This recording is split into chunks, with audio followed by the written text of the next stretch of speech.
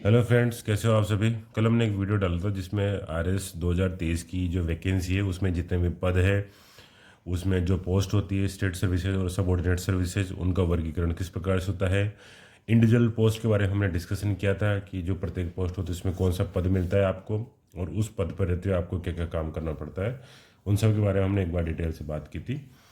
अब जैसे कि कल मैंने बोला था कि जो आने वाला वीडियो रहेगा हम उसमें आरएस 2023 का जो प्री एग्ज़ाम है उसके सिलेबस के बारे में चर्चा करेंगे, ताकि आप लोगों को पता चल सके कि सिलेबस किस प्रकार का होता है, सिलेबस में क्या क्या पॉइंट्स इंक्लूडेड है, कौन कौन से टॉपिक है, कौन कौन से सब्जेक्ट आते हैं। और फिर आगामी वीडियो में मैं आपको ये भी बताऊंगा कि इनका सोर्स क्या क्या है, कहाँ से पढ़ना है आपको, कौन से स्टडी मटेरियल आपको रेफ़र करने हैं इसके लिए। तो बस आज ये वीडियो छोटा ही रहेगा, इसमें मैं आपको बता देता हूँ कि सिलेबस क्या है और किस प्रकार क्या क्या आपको पढ़ना होता है। ठीक है, शुरू करते हैं। तो जैसे कि ये मेरे पास जो 2021 की प्रारंभिक परीक्षा है उसका सिलेबस है। इसमें शुरू में दे रखी परीक्षा योजना एवं पाठ्यक्रम, जैसे कि आप सबको पता भी होगा या नहीं पता होगा तो मैं बता देता हूँ कि इसमें एक प्रश्न पत्र होता है।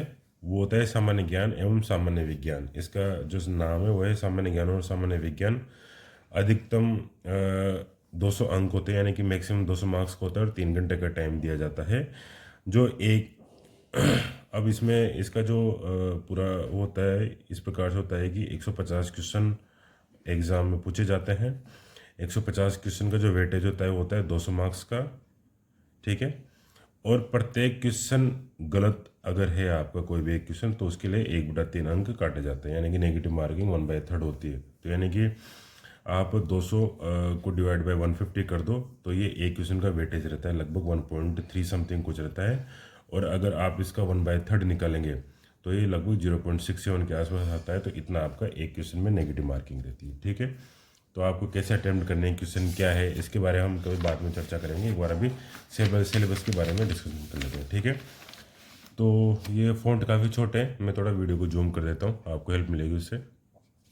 ठीक है, अब जैसे कि जो पहला पॉइंट है वो है राजस्थान का इतिहास, कला, संस्कृति, साहित्य, परंपरा एवं विरासत। तो इसको शॉर्ट में बोलते हैं राजस्थान की हिस्ट्री एवं आर्ट एंड कल्चर।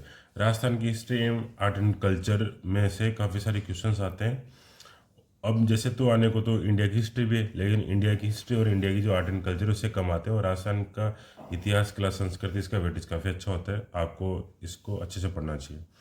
जैसे कि पहला पॉइंट है कि राजस्थान के प्रागैतिहासिक स्थल पूरा पाषाण काल से ताम्र पाषाण काल, कांस्य युग तक। तो इसमें आपको सब पढ़ना होता है कि जो गणेश्वर सभ्यता थी, सिंधु घाटी जो सभ्यता थी, उसके इंडस वैली सिविलाइजेशन के अंदर कौन कौन सी सभ्यताएं राजस्थान में विकसित हुई। जैसे कि हम पढ़ते हैं गणेश्वर, कालीबंगा, इसके अलावा बालाथल, बेराट, ये सब। और इंडस वैली सिविलाइजेशन के बाद भी राजस्थान में जो अन्य और सभ्यताएं थी उनके बारे में, इसके बारे में पढ़ते हैं। ठीक है, इसमें से एक नया क्वेश्चन बनता ही है।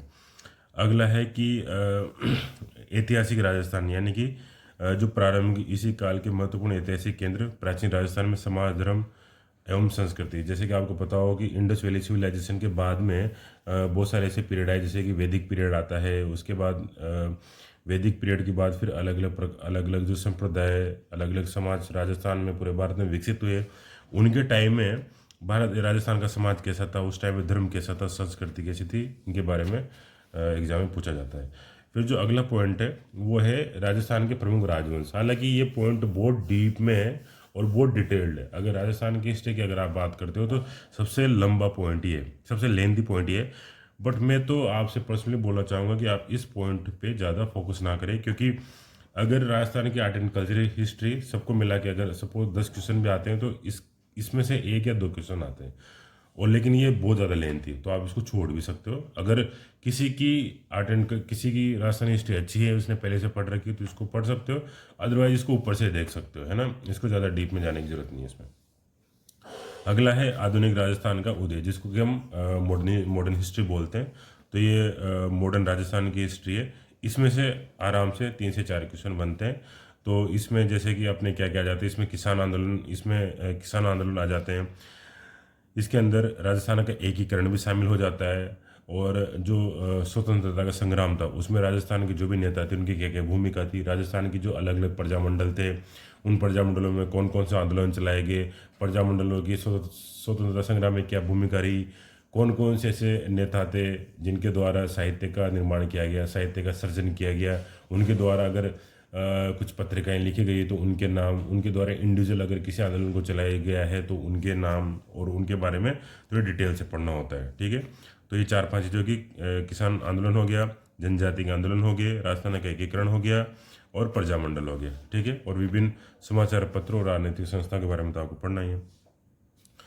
अब अगला है राजस्थान की वास्तु परंपरा। इसके अंतर्गत जितने भी मंदिर, किले, महल, मानव निर्मित जल संरचना, चित्रकला, आपको पता है कि चाहे आप 2021 का देख लो, 2018 का एग्जाम देख लो, चाहे 2016 का देख लो, चित्रकला में से हमेशा एक नया क्वेश्चन आता है। तो इसमें अगर सबसे इंपॉर्टेंट कुछ है तो है चित्रकला। चित्रकला को आपको बहुत अच्छे से पढ़ना है।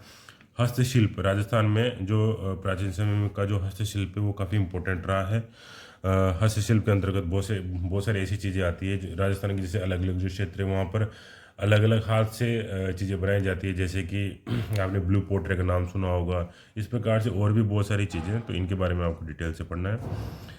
अब अगर शास्त्रीय संगीत की बात, अगला टॉपिक है शास्त्रीय संगीत। इसको ज़्यादा नहीं पढ़ना है, लेकिन शास्त्रीय नृत्य, नृत्य में से भी हमेशा एक न एक क्वेश्चन पूछा जाता है। लोक नृत्य और ये जो लोक नाट्य, इनमें से हमेशा एक न एक क्वेश्चन पूछा जाता है। जैसे कि पूछ लेंगे कि भाई भील जनजाति के द्वारा किए जाने वाले नृत्य इनमें से कौन से नहीं है, या फिर कौन से हैं। जैसे कालबेलिया के द्वारा किए जाने वाले नृत्य कौन से हैं। इस प्रकार से ना, तो आपको इसको अच्छे से कवर करना है नृत्य को। भाषा और साहित्य में से इतना नहीं पूछते हैं। धार्मिक जीवन, पिछली बार भी क्वेश्चन आया था कि जो दादू दयाल के द्वारा जो दादू संप्रदाय चलाया गया था उससे एक क्वेश्चन था। उनके 4-5 शिष्य के नाम दिए गए थे कि इनमें से कौन सा दादू दयाल से संबंधित शिष्य नहीं है। तो इसको अच्छे से पढ़ना है। जो भी लोक देवता, लोक देवी देवता और राजस्थान के जो संप्रदाय उनके बारे में अच्छे से पढ़ना है। अगला है राजस्थान में सामाजिक जीवन। सामाजिक जीवन यानी कि जो मेले, त्योहार, रीति रिवाज, परंपरा, वेशभूषा, आभूषण, इसमें ज़्यादा कुछ इंपॉर्टेंट नहीं है, लेकिन पिछली बार आभूषण में से क्वेश्चन पूछा गया था, इस बार भी पूछा जा सकता है, तो आपको आभूषण अच्छे से पढ़ना है। और राजस्थान के प्रमुख व्यक्तित्व में अपने जो ऐसे व्यक्ति जिन्होंने स्वतंत्रता आंदोलन के दौरान महत्वपूर्ण योगदान दिया था वो भी शामिल है। और आज़ादी के बाद भी अगर कुछ ऐसे कलाकार रहे हैं, ऐसे साहित्यकार रहे हैं जिनका राजस्थान के जनजीवन में बहुत महत्वपूर्ण योगदान है, तो उनके बारे में पढ़ना है। ठीक है, अगला है भारत का इतिहास। अगर भारत के इतिहास की बात करें तो पहला पॉइंट तो है कि भाई इंडस वैली सिविलाइजेशन, जैसा कि राजस्थान में जो प्राचीन सभ्यता थी वैसा ही इसमें है कि इंडस वैली सिविलाइजेशन।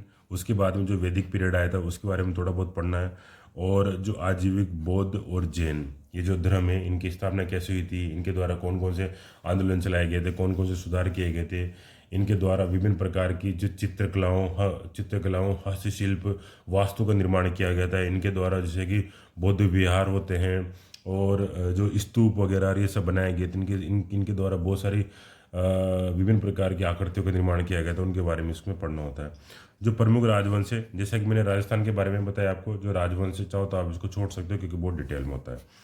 कला और वास्तु को मैंने बताया दिया आपको। भाषा और साहित्य ये कोई ज़्यादा इंपॉर्टेंट नहीं, इसको छोड़ सकते हो। सल्तनत, अभी ये आ जाता है अपना जो मेडिवल पीरियड था उसकी हिस्ट्री। तो मेडिवल पीरियड चूँकि बहुत लेंथी है और प्री के हिसाब से ज़्यादा ये कॉस्ट बेनिफिट नहीं है इसमें, तो आप इसको छोड़ सकते हो पूरा। भक्ति और सूफी आंदोलन थोड़ा देख सकते हो क्योंकि भक्ति और सूफी आंदोलन मेंस के हिसाब से भी इंपॉर्टेंट है। अगर इंडिया की हिस्ट्री में जो सबसे इम्पोर्टेंट कोई टॉपिक है तो वो है मॉडर्न हिस्ट्री। तो मॉडर्न हिस्ट्री में से काफ़ी क्वेश्चन बनते हैं, कम से कम 4-5 क्वेश्चन आते हैं इसमें से। तो इसके अंदर सीधे सीधे मैं बता देता हूँ कि जो स्वतंत्रता आंदोलन के दौरान कौन कौन सी संस्थाओं का गठन भारत में हुआ था, जैसे कि कांग्रेस थी, कांग्रेस के बाद और भी बहुत सारी संस्थाएं, जो आज़ादी के जो नेता थे उन नेताओं का क्या क्या योगदान रहा, गांधी जी के द्वारा जो अलग अलग आंदोलन चलाए गए थे उनका क्या योगदान है। और उसके बाद फिर विभिन्न प्रकार के जो मतलब अलग अलग संस्थाओं का निर्माण किया गया था और प्रेस का क्या योगदान रहा था, अलग अलग नेताओं के द्वारा अलग अलग प्रकार के न्यूज़पेपर वगैरह चलाए गए थे, तो उनके बारे में इसमें से पूछा जाता है। ठीक है, ये जो अगला टॉपिक इसमें से भी कमी क्वेश्चन आते हैं कि राज्यों का भाषाई पुनर्गठन, नेहरू युग में सांस्थानिक निर्माण, विज्ञान एवं तकनीकी का विकास। पिछली बार इस टॉपिक ये नया जुड़ा था, इसमें से एक क्वेश्चन पूछा गया था कि निम्न में से कौन सी संस्था आज़ादी के बाद में गठित की गई थी और वो कहाँ पे स्थित है, ऐसा एक क्वेश्चन पूछा गया था। तो इसके बारे में आपको थोड़ा पढ़ लेना है क्योंकि नया जुड़ा है, विज्ञान एवं तकनीकी का विकास।